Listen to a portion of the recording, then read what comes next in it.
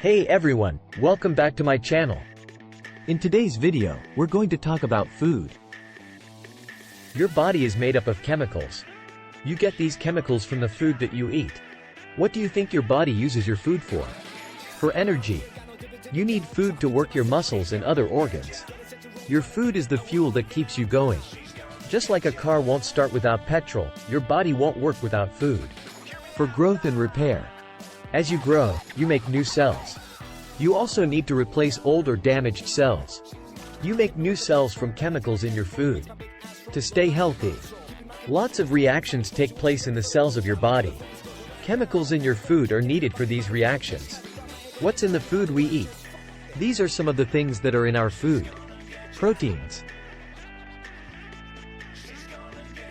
carbohydrates, fats, water, vitamins, minerals, fiber. Some foods may have a lot of protein in them.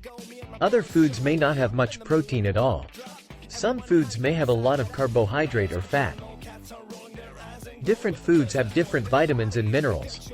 If we are to stay healthy, our bodies must have enough food, a variety of foods, so that our body gets all the different things it needs. We need a healthy, balanced diet. See you in the next part. Stay healthy and safe.